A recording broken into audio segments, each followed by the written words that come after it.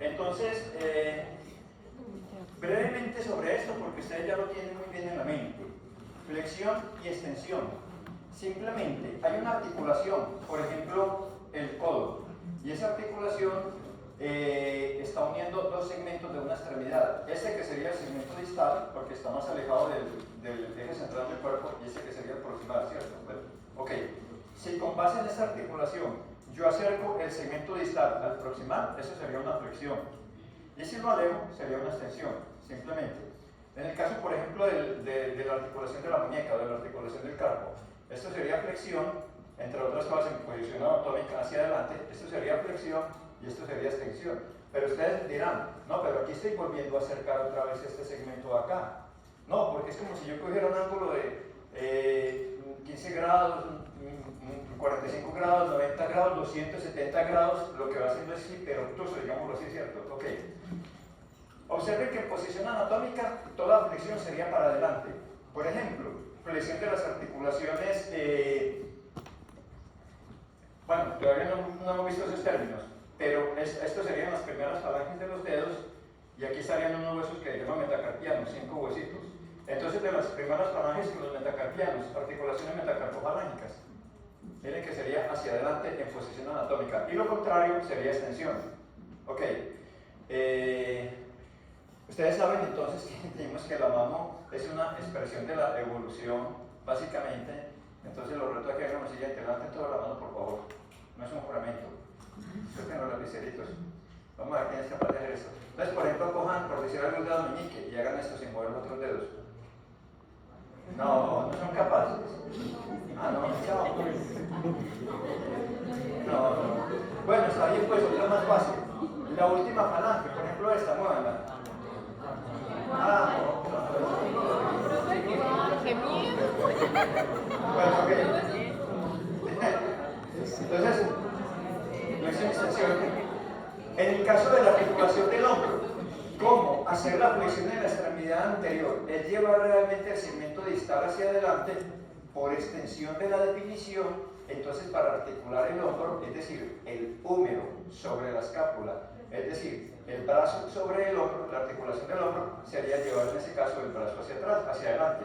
Y esto sería extensión del brazo, llevarlo hacia atrás, ¿de acuerdo? Lo demás se va haciendo doblando cada segmento distal sobre el proximal, ¿vale? La flexión y lo contrario la extensión. Obviamente, aquí tendríamos entonces extensión de la pierna sobre el muslo. Eso se puede denominar de dos maneras: extensión del segmento o flexión del segmento distal sobre el proximal, o simplemente mencionando la articulación que los une. Me explico. Flexión de la pierna sobre el muslo, o que es lo mismo, flexión de la rodilla. Extensión de la pierna sobre el muslo, o que es lo mismo, extensión de la rodilla, simplemente.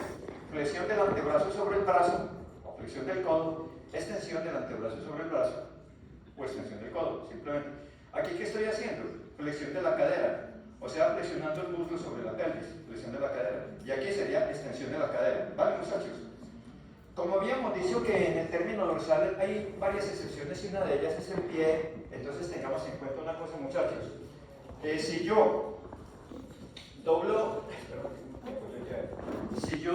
el pie en este sentido, o sea, hacia atrás, eso sería legítimamente una flexión, porque los músculos flexores del pie están aquí atrás en la pantorrilla, porque recuerden que la extremidad superior es como una extremidad inferior invertida.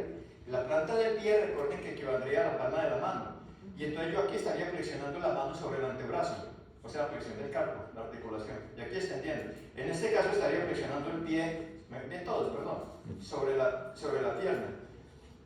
Y esto sería entonces la extensión hacia adelante, al contrario de la extremidad superior, porque la extremidad superior es una extremidad inferior invertida. Pero, como eso genera confusión, entonces pongámonos de acuerdo en algo que básicamente se han puesto de acuerdo todos los libros, ¿vale? Para que no cometamos errores, simplemente digamos lo siguiente: este movimiento sería dorsiflexión, y este plantiflexión. Dorsiflexión, cuando doblo por el dorso, supongamos que este fuera el pie. Plantiflexión, cuando doblo hacia la región de la planta. Entonces, dorsiflexión y plantiflexión. Dorsiflexión y plantiflexión. Aprovechemos para mencionar aquí unos términos válidos que son posiciones, porque estamos hablando de movimientos y posiciones obligadas, ya que estamos hablando del pie.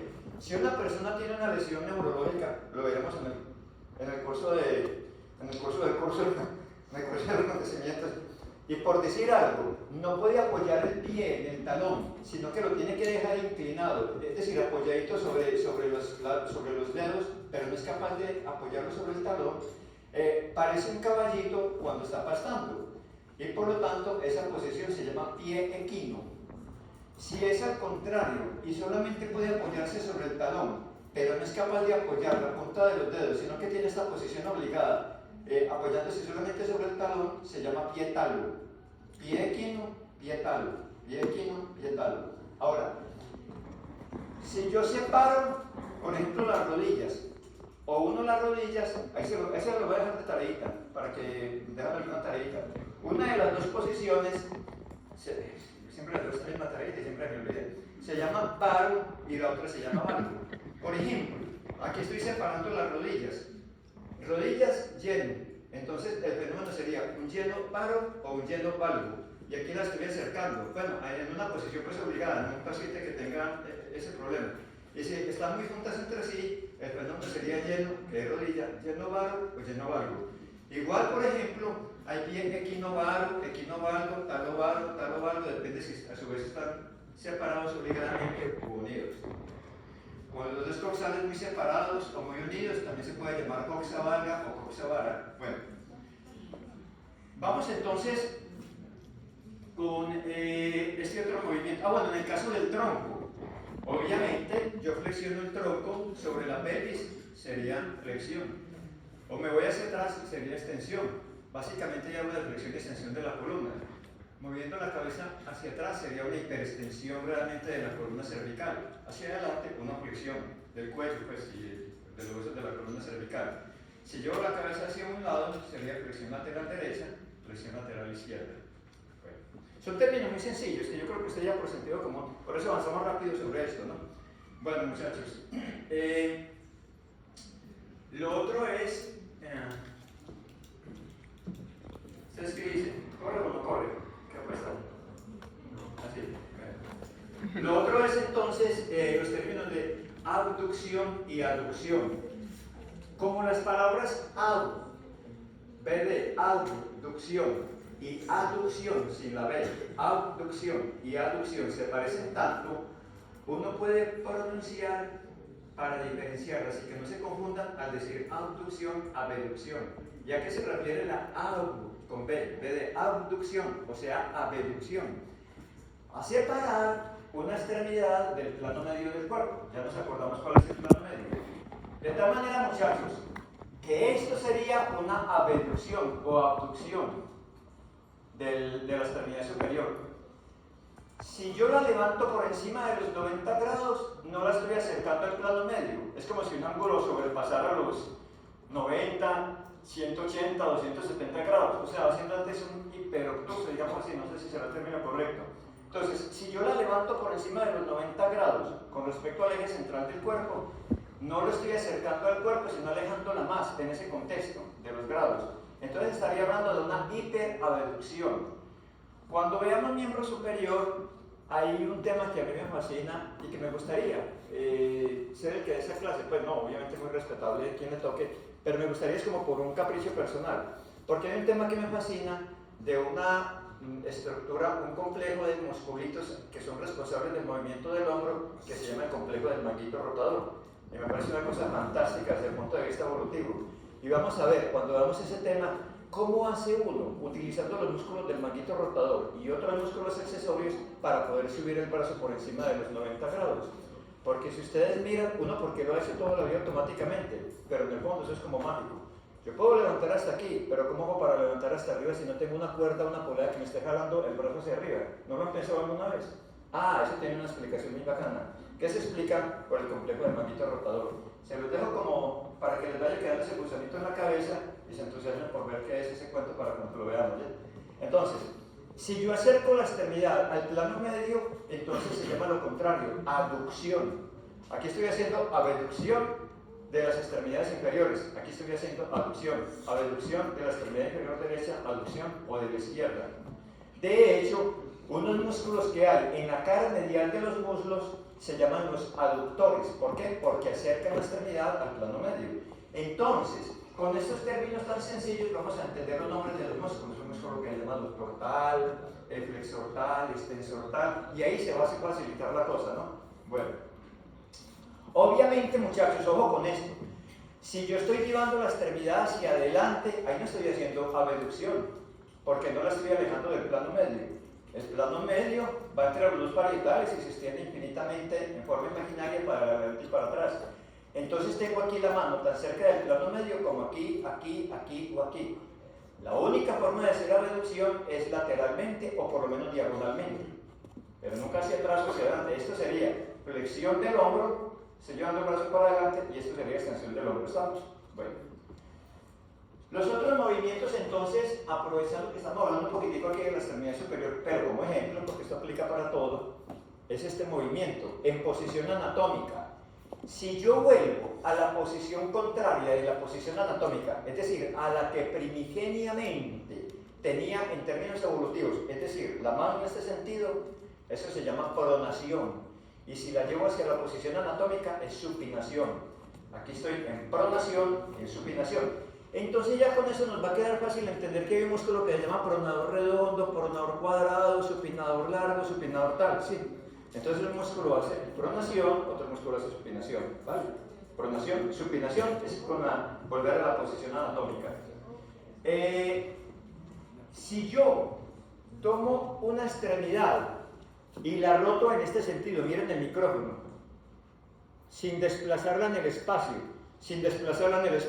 o sea, aquí como está, hacer este movimiento, por ejemplo, o este, que conllevaría, por supuesto, a una supinación y a una pronación. Pero si yo hago este movimiento de rotar los huesos así en este sentido, entonces esto se llamaría rotación lateral y esto se llamaría rotación medial.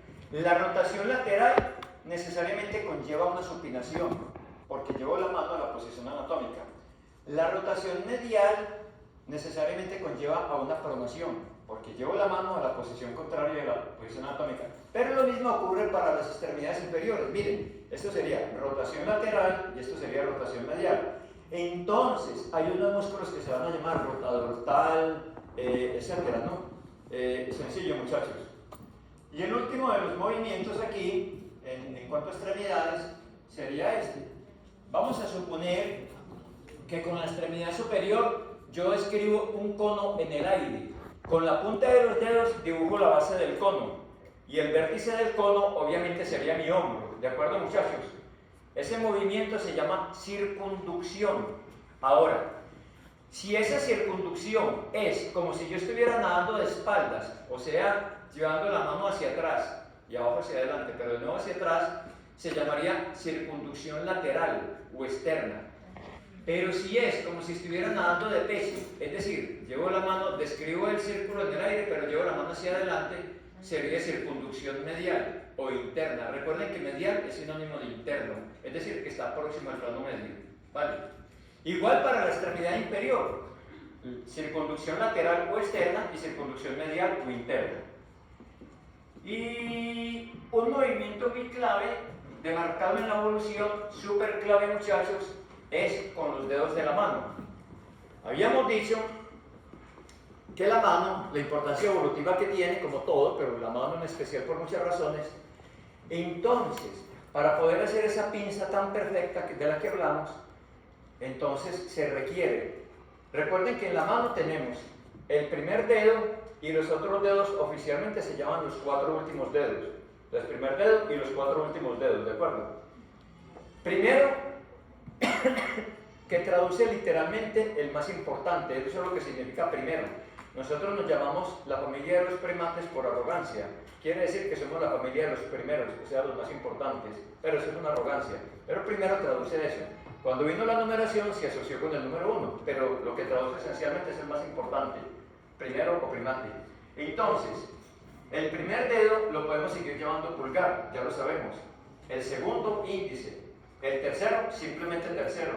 El cuarto, simplemente cuarto. Y el quinto lo podemos llamar quinto dedo, dedo mínimo, último dedo o meñique, como quiera. Ahora bien, yo puedo enfrentar el primer dedo a los 4 últimos dedos como un comandante frente a su regimiento.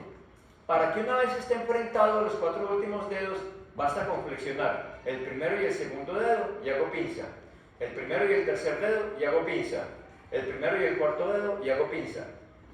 Pero no me alcanza para hacer pinza con el primero y el quinto dedo porque están muy alejados. Aquí no alcanzo a hacer pinza. Sin embargo, la puedo hacer. ¿Por qué? Por una razón. Volvamos al primer dedo. Para yo hacer este movimiento de enfrentar el primer dedo a los 4 últimos dedos, que es tan clave para lograr la herramienta más perfecta que existe en la naturaleza, que es la pinza humana entre el primero y el segundo dedo, sin esa pinza no habríamos logrado lo que hemos logrado evolutivamente hasta ahora, con toda seguridad. Lo dicen evolucionistas, pues. Entonces, este movimiento se llama oposición del primer dedo, porque el primer dedo da un giro, como si fuera una circunducción, da un giro para oponerse, es decir, para enfrentarse a los 4 últimos dedos. Eso quiere decir que hay un musculito que todo el mundo mira con desprecio porque es chiquitico en el anfiteatro. Eso queda ahí, por eso que lo vamos a ver, y a la gente le da pereza verlo, que está aquí en la profundidad. Después les diré dónde para no aclararlos ahora. Parece una telita. Se llama el oponente del primer dedo. ¿Por qué? Porque hace que el primer dedo haga esta oposición. Y así ese musculito tan despreciado es fundamental para la evolución de la inteligencia humana y de la evolución en general, porque es el músculo que nos permite hacer la pinza. Para cuando estén en el anfiteatro vean el oponente del primer dedo que costó millones y millones de años de evolución, así sea una tirita chiquitica. Entonces, el pulgar tiene oponente del primer dedo, lo veremos después, para poder acercar el pulgar a los otros dedos y así hacer pinza. Pero como no alcanza a hacer pinza con el quinto dedo, entonces adivinen qué pasa con el quinto dedo. Se rota. No, por eso, pero ¿cómo hace para rotar? Para poder hacer pinza. También tiene oponente. Entonces hay un oponente del quinto dedo. Entonces yo hago el quinto dedo y hago este movimiento y así puedo hacer la pinza. Pero si lo dejo donde está, no alcanzo a hacer la pinza con el pulgar, ¿de acuerdo? Bueno. Sí, por rotar. Bueno, ok, muchachos. Llevar la mandíbula para adelante. Vamos a acercarla hacia aquí. Eso. Llevar la mandíbula para adelante. Protrusión de la mandíbula. Llevarla para atrás a su posición normal. Retracción o retrucción. Ambos términos son válidos. Retrucción o retracción. Protrusión y retracción de la mandíbula. Me queda faltando. Elevar algo. Por ejemplo, elevar el hombro se llama elevación del hombro. Entonces hay un músculo que se llama elevador de la escápula. Miren lo sencillo. Y descenderlo se llama depresión. Entonces un músculo que levanté aquí se llama, Marcio, este movimiento se llama elevación y este se llama depresión.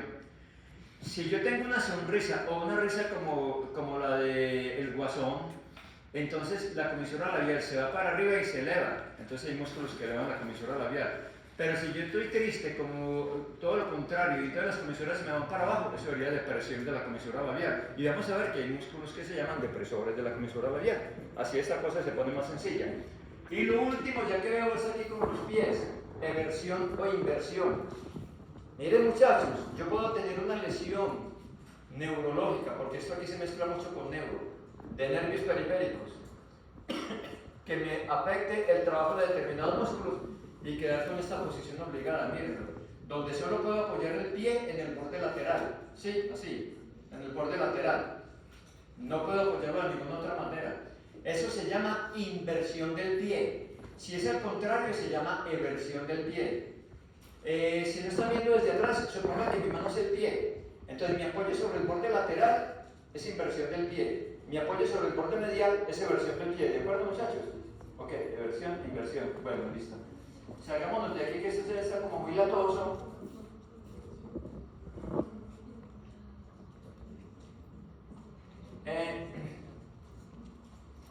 Los músculos, simplemente digamos algo con respecto a los músculos, porque estas son unas generalidades, porque ya nos vamos metiendo en el cuento con espacio, ¿cierto? Así como el cerebro tiene cubiertas que son las meninges, ya lo dijimos, el corazón, los pericardios, el pulmón, las pleuras, las vísceras abdominales, los peritoneos, etcétera, y etcétera, y etcétera. Los músculos también tienen sus funciones cubiertas. Y cuando ustedes van a una carnicería, que no vas a comprar músculo, realmente carne, cuando ustedes van a una carnicería, ustedes ven a veces que la carne todavía tiene esa cubiertica como plateada. Sí, la fascia. Eso se llama fascia. El hueso también tiene una cubiertica tan delgadita, que pasa desapercibida porque es delgadita. Y a veces ustedes compran hueso y notan todavía como un poquitico una lámina que lo recubre. Eso se llama periósteo. Cuando un hueso se fractura, yo no vi una persona con un fémur fracturado y una fractura cabalgada y todo eso feísimo y el hueso expuesto. No sé, Virgen Santa, con razón me está doliendo harto. Carreta, el hueso es totalmente insensible, el hueso no duele. Entonces, ¿por qué la gente se revuelca en un dolor tan horrible? Porque lo que duele es el periósteo que se lesionó. Esa membranita insignificante, eso es lo que duele. Una membranita insignificante, el periósteo. Bueno. Y en el músculo tenemos entonces la fascia. Entonces habíamos dicho que en un músculo la fascia es lo que lo cubre. Vamos a suponer que este micrófono es un músculo. Una membranita que lo cubre por un lado, pero también por el otro lado. Fascia, fascia interna, fascia externa, etcétera, etcétera. Superior, inferior en el caso del diafragma, en fin, fascia. Pero siempre hay fascia. Pero resulta que el músculo, el extremo del músculo va sufriendo una transición de tejido. A ustedes les explicarán eso en histología. Y se va convirtiendo en algo que se llama tendón. Y es el tendón el que se pega en el hueso, no el músculo como tal. ¿Estamos de acuerdo, muchachos? Entonces, puede suceder una cosa, que hay veces lo que se pega en el hueso no es propiamente un tendón que se formó, sino que miremos este músculo. Aquí está la fascia que lo cubre. Aquí termina el músculo, pero aquí continúa la fascia. Entonces la pintan de blanquito, ¿vale? Pero resulta que la fascia lo está cubriendo por aquí por detrás, pero también en la cara y allá de adelante, también lo está cubriendo. Las dos láminas de la fascia se están uniendo aquí, ¿me siguen? Esta parte blanca. Y esa fascia se está uniendo a huesos, columna vertebral y sacro. Ahí no es tendón, sino que la propia fascia está cumpliendo funciones tendinosas. Y cuando la fascia está cumpliendo funciones tendinosas, eso se llama aponeurosis. ¿Vale? ¿Han escuchado el término? Aponeurosis, sí, cierto. Aponeurosis. Por ejemplo, esto se llama la aponeurosis toracolumbar. ¿Ok? Y aprovecho ese músculo para dos cosas más y terminamos con los músculos, que ya está muy latoso lo de los músculos. Para dos cositas más, que son estas, muchachos. Los músculos adquieren los nombres, por ejemplo, por la forma que tienen y el lugar. Este está en el dorso y es ancho, se llama dorsal ancho, sencillo. También por otras características. Pero los músculos tienen un lugar de origen. Mauricio, el músculo se está insertando en huesos por ambos lados. Pero uno de los dos lugares se llama inserción propiamente dicha y otro de los dos lugares se llama inserción de origen o simplemente origen. Cuando ustedes lean en un libro, el músculo se origina en tal parte, uno dice, ¿cómo así? ¿La evolución por allá? No, es en una parte del hueso donde está pegado. El músculo se origina, quiere decir esto, muchachos. Miren, este dorsal ancho, miren que se está pegando ampliamente en la columna vertebral y en los huesos de la pelvis, ¿cierto? Pero luego, como si fuera un abanico, digámoslo así, hay una parte chiquitica pegándose en el húmero, el hueso del brazo, pero en la parte de adelante del húmero. Miren la transparencia ahí, ¿de acuerdo? Entonces, desde uno de los dos lugares, el músculo se apuntala para mover el otro lugar.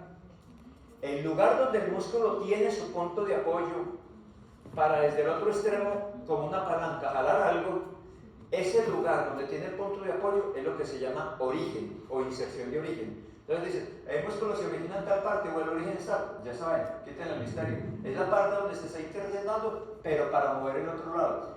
Aquí en este caso, el músculo se está originando aquí, columna vertebral y acá, para mover el húmero. Porque yo desde aquí muevo el húmero, desde el húmero no puedo mover el tronco, imposible. Pero desde el tronco sí muevo el húmero, ¿cierto? Ok. Entonces, esto sería inserción de origen y el otro extremo, inserción propiamente dicha. Claro está que en este caso específico, y caigo en cuenta de esto, en este caso específico, yo puedo cambiar el origen por la inserción propiamente dicha y la inserción propiamente dicha por la inserción de origen. Claro, si yo me agarro de unas barras paralelas y elevo el cuerpo, ahí sí desde el húmero estoy jalando el tronco, ¿vale? Pero ahí sí.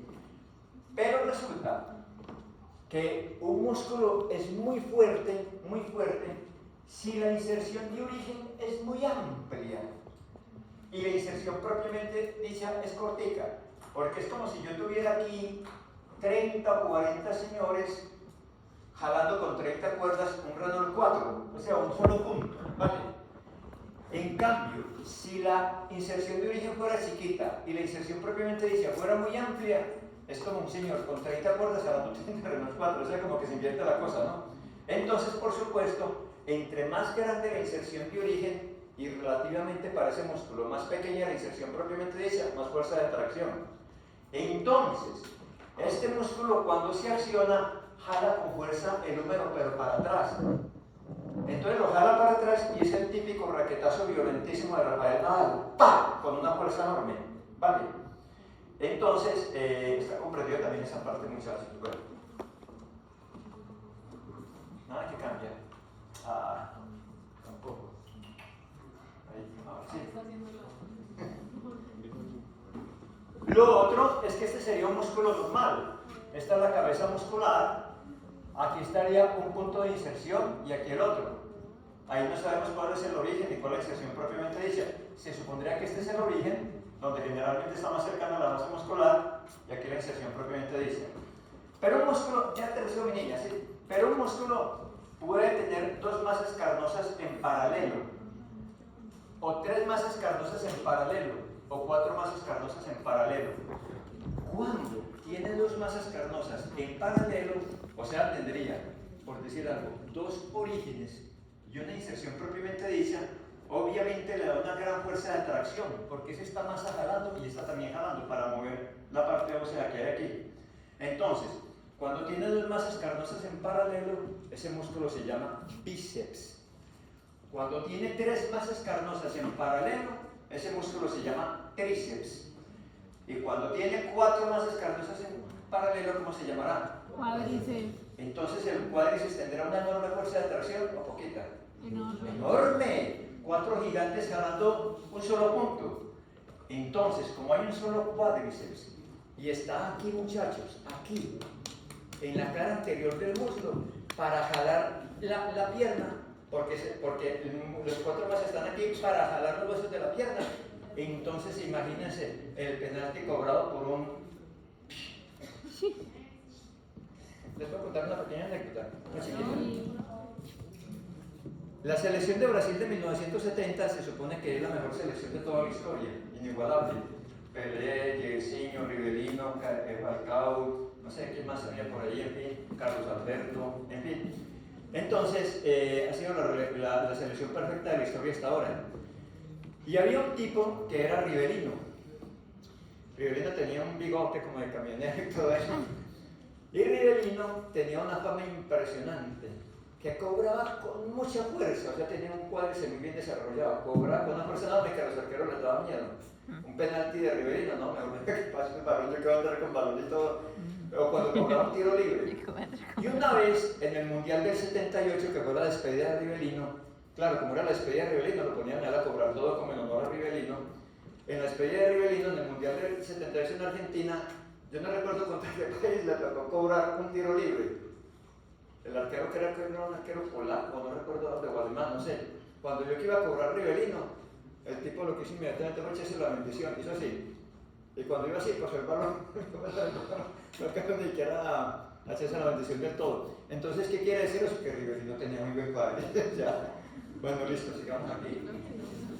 Eso, todo eso para explicarles. Aquí pues, cambien. Cambien, ahora sí. Ok. Ahora, si un músculo tiene dos masas musculares, pero ya no en paralelo, sino en serie, entonces miren, una masa muscular, una intersección tendinosa, otra masa muscular. Ese músculo se llama digástrico. Entonces, ceps es cabeza, gastro es vientre. Entonces, ¿qué se dice? Si es en paralelo, el músculo tiene varias cabezas, pero es lo mismo, masas musculares. Pero si es en serie, ya no se habla de cabezas, sino de vientres, tiene varios vientres, ¿vale?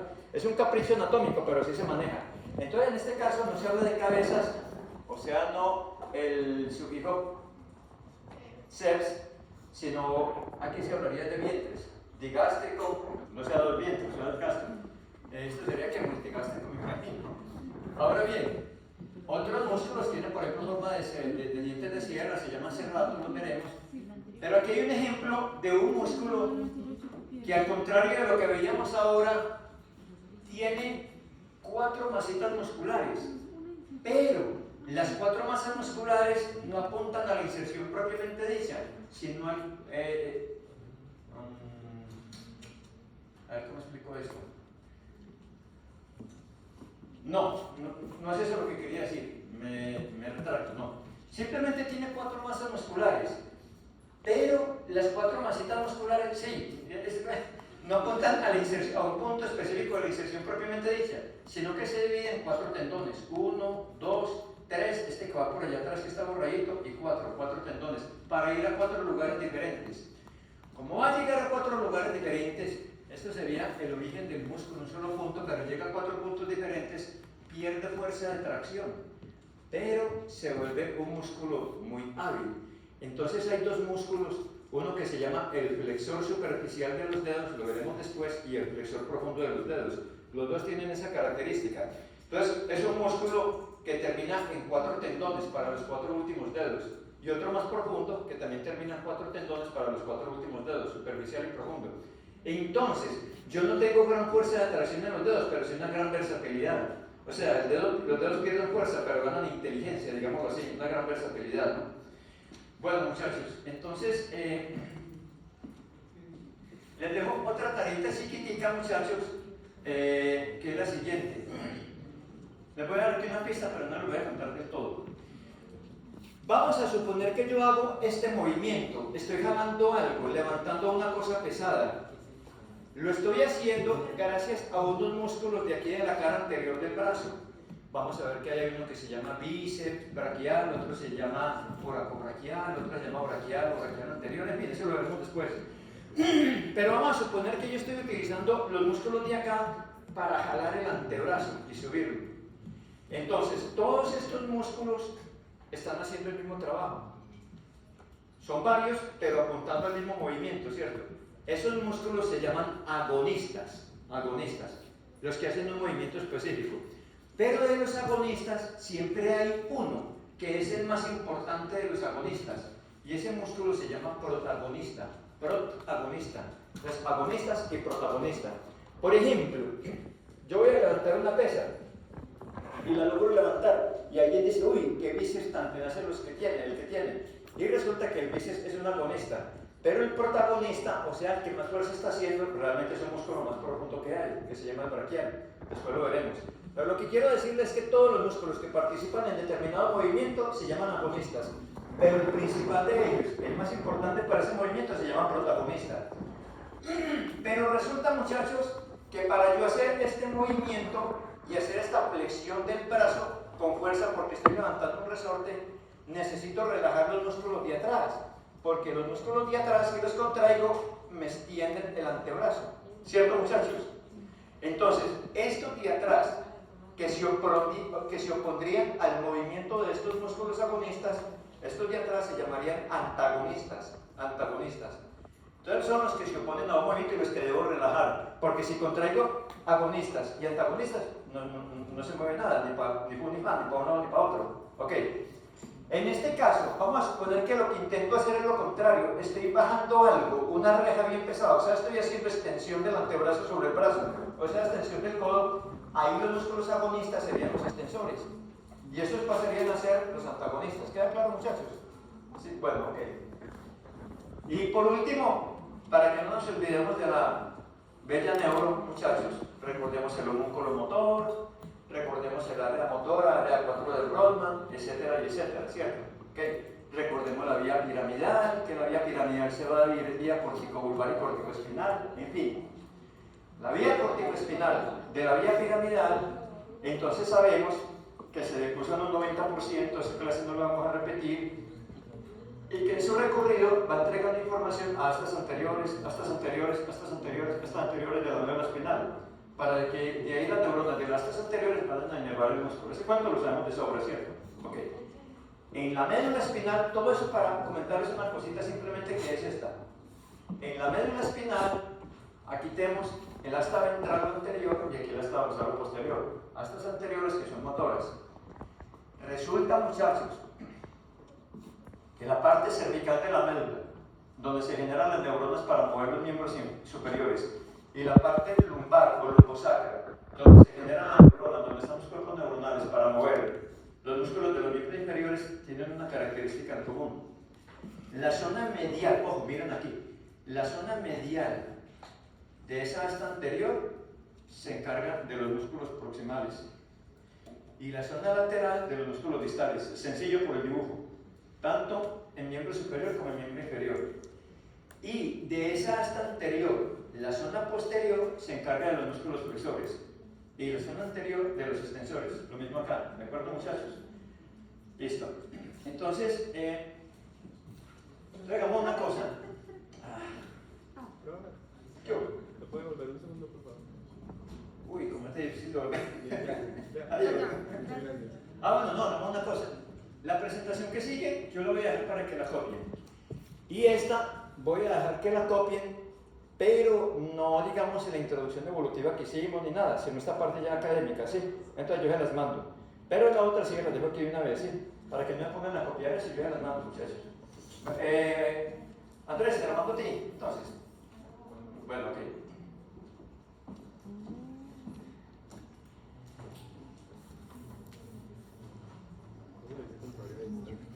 Fin de la presentación. Saquémoslo de aquí y vamos para acá. ¿Ok, muchachos? Entonces, el esqueleto, 216 huesos. Carreta, 219, no, 208, no, 205. No le paren bolas a eso. Unos libros dicen que tiene tantos huesos, otros que tienen tanto. ¿Alguien está mintiendo? Ninguno. Lo que pasa es que si ustedes ya vieron pared torácica en carne. Sí. Si ustedes ven, por ejemplo, el esternón, ustedes dicen, es un hueso, pero otro anatomista legalmente puede decir, no, son 3 huesos, porque el manubrio, el cuerpo y el proceso cigoideo son 3 porciones que se formaron diferentes. Y eso es cierto. Entonces, algún anatomista lo puede contar como un hueso, otros lo pueden contar como 3. Este hueso que es el coxal, 1, y aquí hay otro coxal, 2, y otro anatomista dice carreta, son 6 huesos. Porque este se divide en 3 huesos que se formaron independientemente: ilion, isquion y pubis. Ilion, isquion y pubis. Entonces hay 2 ilíacos, 2 isquion y 2 pubis. Entonces no son 2 huesos sino 6. Entonces no le paremos bolas a cuántos huesos tenemos. Bueno, pero lo cierto del caso es que el esqueleto lo podemos dividir en 2 regiones. Una parte que se llama el esqueleto axil. Esta se las voy a dejar para que no estén copiando tan literalmente, ¿sí? La otra les voy a mandar todo lo pertinente pues, para el examen, ¿no? Bueno, una parte que se llama esqueleto axil, que es la que está ahí en cafecito, que es el eje central. Para no estar repitiendo, muchachos. Ay, qué pena, una niña ya me va a hacer una pregunta ahora. Ay, qué pena, mi niña, es que te odio, pero no mentiras, no es porque te odio. Te odio. Bueno, listo, ok. Bueno, entonces, el esqueleto axil, ¿qué lo compone? Miren, para no estar repitiendo, chicos, estamos mirando aquí, dice cráneo y cara, huesos de cráneo y cara, toda la columna vertebral y toda la reja costal, y para de contar. Muy sencillo, para que no copien, lo que van a ver aquí en cafecito, eso es todo, en cafecito, ¿no? Huesos de cráneo, cara, toda la columna vertebral y toda la reja costal. ¿Y qué es el esqueleto apendicular? Bueno, y el esternón, me falta también, y el esternón, todo eso es el esqueleto axil. ¿Y qué es el esqueleto apendicular? Los apéndices. ¿Y qué es un apéndice? Algo que pende, literalmente que cuelga. ¿Y que cuelga aquí este eje central del cuerpo? Las extremidades superior e inferior. Entonces, muy sencillo, ¿cuál es el esqueleto apendicular? El de las extremidades, ya ven qué bobada, ¿cierto? Ahora, desde niños nos han dicho que la extremidad superior se divide en hombro, brazo, antebrazo y mano. Y la inferior en cadera, muslo, pierna y pie. Entonces, aquí vemos 2 huesos del hombro, que no por estar pegados a la reja costal son esqueleto axil, sino que hacen parte del hombro, que es extremidad, ¿no?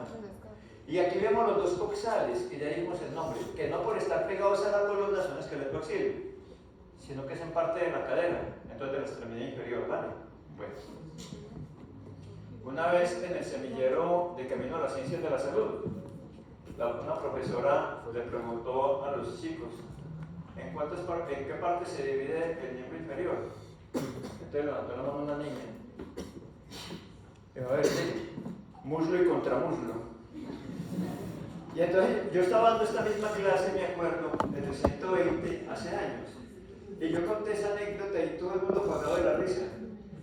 Pero yo dije, ¿pero por qué siguen viendo tanto si la anécdota no era para tanto? ¿Qué le dije con mucha gracia o qué? Pero la gente juega y no se podían contener de la risa. Y es por las coincidencias. Eso había pasado como 3 años antes. Y el día que yo lo dije en clase, esa niña estaba estudiando medicina y estaba ahí sentada. Y los compañeros le estaban posando porque muchas veces estaban semilla. Las coincidencias de la vida, o sea que uno tiene que cerrar la boca. Entonces, los huesos se dividen en 4 categorías, en 4 grupos: largos, cortos, planos e irregulares. Largos, cortos, planos e irregulares. Entonces, ¿qué son los huesos largos? Miren aquí, muchachos, por favor, que esta presentación la voy a dejar, no se me pierdan de acá. Los huesos donde claramente predominan los diámetros longitudinales, los que claramente, si es tan sencillo que se explica solo. No, verdad, es que ya no es que se explica solo, ya vamos, que va. Bueno, pero aquí más pues. Entonces, que son alargados. Muy complejo entender eso, que son alargados. Entonces, esos son los huesos largos. Entonces, ¿dónde hay huesos largos? Básicamente, en el muslo, en la pierna, en el pie y en la mano. Ah, pero en el esqueletoaxial no, claro que sí. Miren el esternón. Puede que el manubrio del esternón no, puede que, o puede no. El apéndice sigmoides tampoco, pero el cuerpo del esternón es claramente largo, alargado. ¿Y qué otros huesos? Las costillas y las clavículas son huesos alargados, sencillos, ¿cierto? Pero están sobre todo en las extremidades. Conclusión, la función clave de los huesos alargados es jugar con la física en el tema de las palancas de primero, segundo y tercer género para la locomoción, para el movimiento, básicamente para el movimiento. Además, en el interior de esos huesos, sobre todo en las partes proximales de esos huesos, en el interior, en esa médula ósea, ustedes saben, vale, también en los huesos planos, ustedes saben que ahí está la fábrica literalmente de la sangre. Son tejidos hematopoyéticos, ahí se fabrican glóbulos rojos, glóbulos blancos, en fin, ¿se acuerdan? Ok. Bueno, chicos, dejemos los huesos largos y ya están muy latosos. Vámonos para los cortos. Bueno, los huesos cortos no se llaman cortos porque sean chiquiticos. De hecho son chiquitos, pero no es por lo que se llaman cortos. Ni los largos se llaman largos porque sean grandes. Hay huesos largos que son muy chiquitos, ahora los veremos. Se llaman cortos porque miden más o menos lo mismo por todos los lados, como si fueran cuboides. Tienden a ser como si fuera una piedra, pero que más o menos tuviera las mismas dimensiones por todos los lados. O sea, no prima nítidamente un diámetro sobre el otro. ¿Y están en dónde? Aquí en esta región de la mano, que se llama el carpo, no todos los del carpo, pero sí la mayoría, y aquí en esta región equivalente del pie, que se llama el tarso. No todo el tarso, pero sí la mayoría. ¿Vale?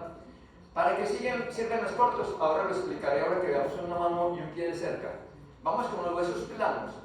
¿Dónde hay huesos planos? En la bóveda craneana, pero en la parte alta de la bóveda craneana. En la cara solamente hay 2 huesos planos, que son los huesos que forman lo que ordinariamente llamamos el puente nasal. Uno aquí y otro aquí, son planitos, que se llaman los huesos nasales o huesos propios de la nariz, no más. Y el resto, pues sí, en la bóveda craneana. Pero ¿dónde hay unos huesos planos que ustedes ven ahí, muchachos? ¿Qué me dicen? ¿Es la femenina? Sí, el esternón. ¿Pero dónde va?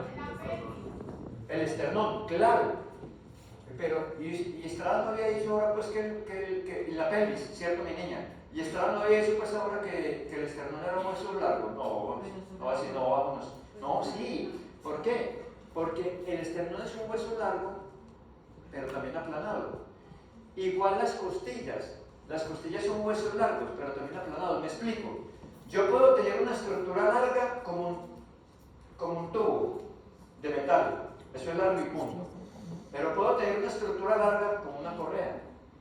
La diferencia es que la correa es larga, pero también plana. ¿Vale, muchachos? Entonces hay huesos que caben en las dos categorías. El esternón es largo, por lo menos el cuerpo del esternón, pero también plano. Las costillas son largas, pero también planas. ¿Vale?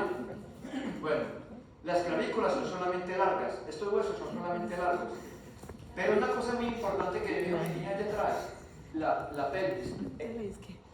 Este hueso de la pelvis que se llama ilíaco e ilíaco. Y los huesos planos también son excelentes fábricas de glóbulos rojos. De hecho, cuando hacen un trasplante de médula, que obviamente no es de médula espinal, sino de médula ósea, cuando hacen un trasplante de médula porque una persona tiene una anemia plástica, o sea, se dañó la fábrica de glóbulos rojos, el trasplante lo suelen hacer de huesos planos, bien sea del esternón, de la persona donante o de los huesos ilíacos, ¿no? Ok. Entonces, muchachos, ¿para qué sirven los huesos planos? Miren la posición, para proteger órganos vitales. Esa forma ovoide del cráneo nos puede proteger.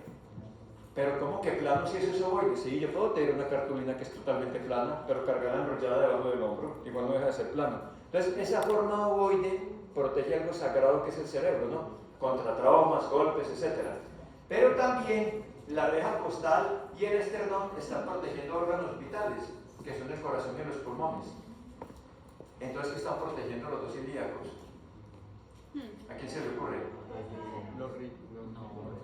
¿Los qué? El hígado. ¿El hígado? No, el hígado está por aquí. Como el aparato reproductivo, como...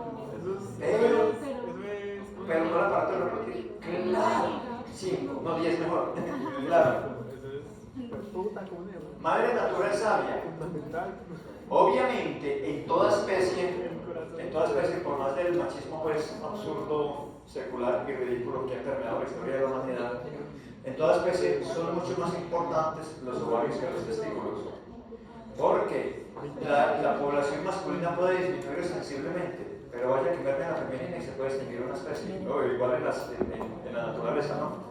Entonces, madre natural sabe, por eso los ovarios están adentro y soportan la temperatura interna, porque son más sagrados. Y los testículos están afuera, pues tenemos que reconocerlo porque son menos importantes. Esa es la razón de por qué la pelvis de la mujer es como más... Sí, mi niña, que lo veremos en la clase de introducción de pelvis en sexualidad, claro que sí. No es el 10, no 20. Bueno, ok. Entonces, protege. Ahora, los huesos irregulares, ¿cuáles son? Su nombre lo dice, los que no caben en ninguna categoría, no se parecen en nada. ¿A qué se parece una vértebra? A otra vértebra. No más. Sí. Pero ahora eso no me parece nada más. Entonces, ¿cuáles son los huesos irregulares? Pues básicamente todos los de la cara, con excepción de los huesos propios de la nariz que dijimos que son planos, ¿cierto? Básicamente todas las vértebras de la columna vertebral, algunos huesitos del carpo, algunos huesitos del tarso y en general de la mano y del pie. Bueno, muchachos. Vamos, sí. Irregulares. Los 3 huesecillos del oído medio son irregulares, me parecen muy bien. ¿Sí? ¿Quién me hace pregunta? Ah, bueno. Pero entonces pensaste que he oído a la pregunta del oído. Bueno, ok. Vamos a tomar un hueso que sería el fémur. Miren esto que es importantísimo, muchachos. Lástima que esto me toca. Bueno, vamos a tomar este hueso que es el fémur. Yo estoy seguro que queda aquí. Entonces, muchachos, me sirve para explicar generalidades de los huesos largos. Todo hueso largo de las extremidades tiene esta característica. Porque en esto que voy a decir no entran las costillas ni el esternón. Todo hueso largo del esqueleto apendicular, para que ya nos entendamos mejor, tiene las siguientes características. Tiene esta porción arriba, esta porción abajo y esta porción larga en la mitad. ¿Y cómo se llaman? Epífisis proximal, epífisis distal y la porción media se llama diáfisis o cuerpo del hueso. Entonces, ¿aquí qué tendríamos? Miren, epífisis proximal, epífisis distal y diáfisis. Aquí, epífisis proximal del radio, epífisis distal del radio y la diáfisis o cuerpo del hueso. Epífisis Es que el radio, ay, no me cometer errores. ¿Qué está hablando del radio arriba? Del peroné. Bueno, ahora que dicen peroné, pero. Oh, yo, Carlos Estrada, voy a pelear para que ustedes manejen la nomenclatura moderna internacional. No es un pecado que manejen la nomenclatura clásica, pero sí se ve como un poquitico desfasados. Ustedes van a un congreso y hablan de peroné o hablan de aurícula cardíaca. Eso es atrio ya, aunque se pueda manejar la otra nomenclatura. Yo pues respeto otros conceptos, pero me refiero pues a que yo sí quiero que manejen la nomenclatura internacional. No estamos hablando de miembros inferiores, pero ya que lo mencionamos, esto cambia de nombre. En nomenclatura vieja sigue llamándose peroné, pero la nomenclatura internacional moderna es fíbula. Fíbula, que quiere decir como filamento del latín, porque realmente es como un filamento. Fíbula. Ok, entonces, la fíbula tiene epífisis proximal, distal y diáfisis. La tibia, epífisis proximal, distal y diáfisis. El radio, epífisis proximal, distal y diáfisis. Este hueso que llamábamos cúbito, pero que en nomenclatura internacional se llama ulna, ulna, epífisis proximal de la ulna, epífisis distal y diáfisis. En fin, ¿de acuerdo? ¿Cierto? Bueno. Ulna. Entonces, lo otro es lo siguiente. Este hueso me sirve para hablar de algunos accidentes óseos, brevemente. Y esos accidentes óseos serían entonces los siguientes. Miren, muchachos. Si yo tengo una prominencia relativamente grande con respecto al tamaño de un hueso, o sea, eso es aplicable a todos los huesos, pero pongo como ejemplo el fémur. Si yo tengo una prominencia relativamente grande con respecto al tamaño de un hueso, esa prominencia se llama apófisis o proceso. Proceso en nomenclatura internacional moderna. Apófisis o proceso. Bueno, se manejan las dos en nomenclatura internacional moderna. Por ejemplo, esta es una prominencia relativamente grande, es una apófisis. Esta es una prominencia relativamente grande, es una apófisis o proceso. Aunque ahí tienen un nombre especial, pero por ciertas particularidades que después lo veremos. Pero estrictamente hablando sería una apófisis. Ahora, si yo tengo una prominencia, pero relativamente pequeña con respecto al tamaño de un hueso, eso se llama tubérculo. Por ejemplo, esto es una prominencia, pero muy pequeñita, entonces se llama tubérculo. ¿Vale la diferencia? Listo, bueno, apófisis, un proceso y tubérculo. Ahora, si yo tengo una prominencia pero es articular, hace parte de una articulación, y esa parte articular es grande, lisa y redondeada, entonces toda superficie articular grande, lisa y redondeada se llama cóndilo. Entonces, este es un cóndilo del fémur, porque hay muchos cóndilos en muchos huesos del cuerpo, inclusive en el cráneo, y este es un cóndilo del fémur. Es una superficie articular, porque hace parte de la articulación de la rodilla. Miremoslo acá. Acá. Bueno, entonces, cóndilo y cóndilo hace parte de la articulación de la rodilla. Es una superficie articular grande, lisa y redondeada. Cóndilo y cóndilo, ¿vale? Entonces, pero aquí tenemos una superficie articular también grande, lisa y redondeada. Pero sería el lugar donde encaja la cabeza del fémur en el hueso coxal de la pelvis. Ahí, aunque técnicamente es un cóndilo, el nombre oficial es cabeza articular del fémur. Igual el equivalente en el húmero, aunque técnicamente es un cóndilo porque sería una superficie articular grande, lisa y redondeada. El hecho es que cuando está en la parte proximal y encajando en el coxal, o en la parte proximal y encajando pues en la escápula para hacer la articulación del húmero o del hombro o de la cadera, entonces se llama cabeza articular. Y toda cabeza en la anatomía, sí o sí, siempre, sin excepción, es seguida de un cuello. Por lo tanto, aquí tenemos un cuello, y ese sería el cuello del fémur. En ese caso hay que dar el apellido, porque hay cuellos en muchos huesos. Entonces sería el cuello del fémur. Ahora, si un hueso tiene un alto relieve, ¿qué pudiéramos tener aquí como ejemplo? Si un hueso tiene un alto relieve, y ese alto relieve es como una línea bien trazada, como si estuviera un alto relieve lineal, como si estuviera trazado con elementos de dibujo arquitectónico. Entonces, eso se llama línea. O sea que aquí está el ejemplo típico, un alto relieve pero bien trazadito. ¿Sí lo ven desde allá, muchachos? Entonces se llama línea. Como hay líneas en un montón de huesos, hay que ponerle los apellidos. Línea del fémur, en este caso se llama línea áspera del fémur, pero etcétera, ¿no? Línea del fémur. Ahora, si ese alto relieve no es bien trazadito, como con regla, como con escuadra, como este, sino que es más bien agreste, de superficie rugosa hacia agreste, entonces no se llama línea, sino cresta. Por ejemplo, esto es una cresta. Ahí se ve como muy terso, pero en la práctica vamos a ver que no, que esto es bastante agreste, bastante irregular. Entonces aquí este alto relieve sería una cresta, y en cambio este sería una línea, ¿vale?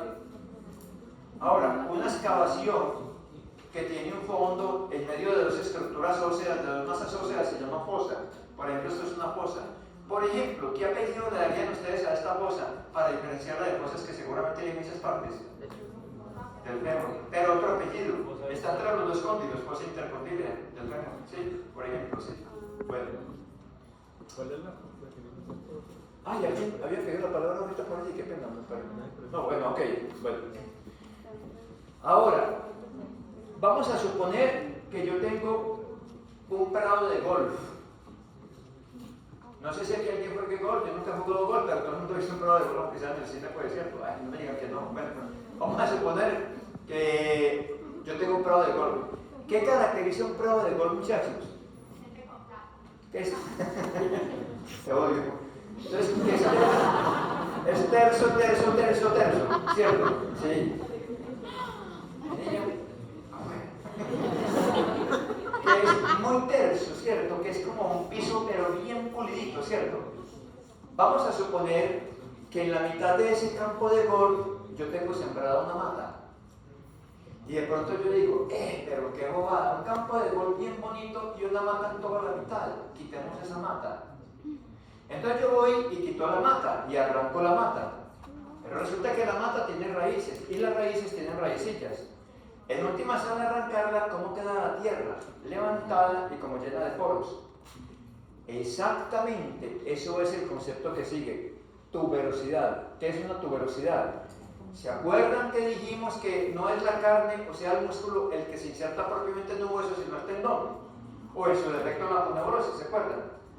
Entonces ese tendón, o la aponeurosis, pero el ejemplo más típico es el tendón, tiene raíces que forman raicillas, que se meten al interior del hueso, muchachos, se meten.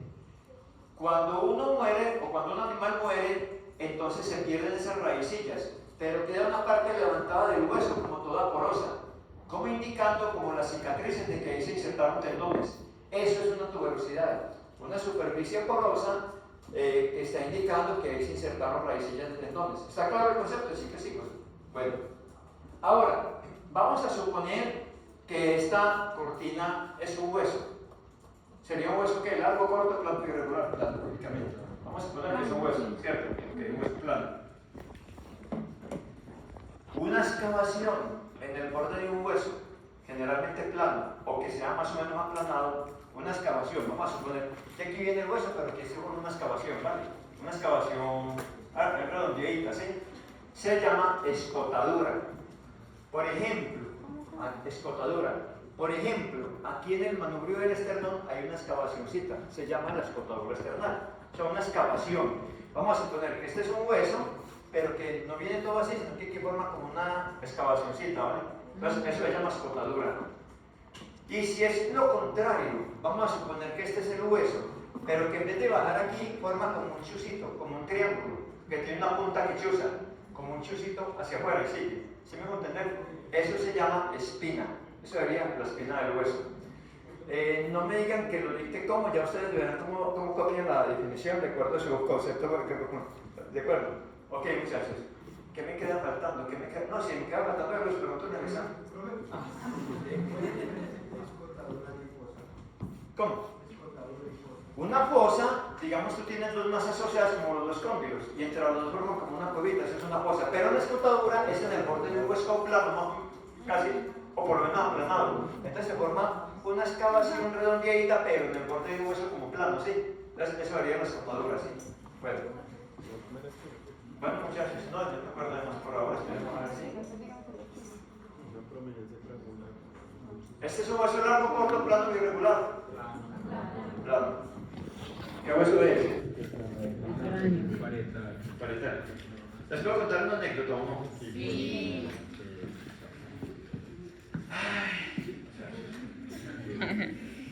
Cuando yo estudié, la cosa era muy diferente que con ustedes.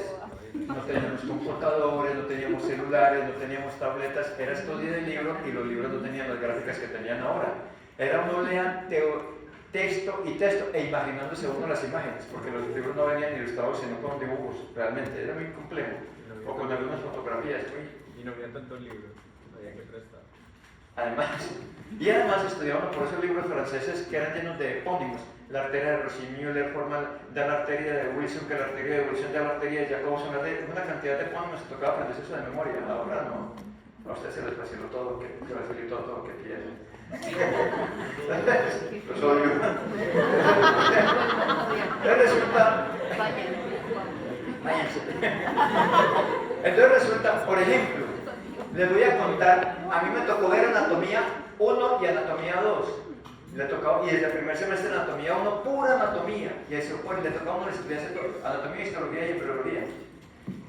Y el examen era el siguiente tenor. Uno no le podía hablar con confianza a un profesor, lo podían enseñar de la universidad. Aquí Manuel Molina comentó una historia. El profesor Jairo Bustamante está dando una práctica de histología.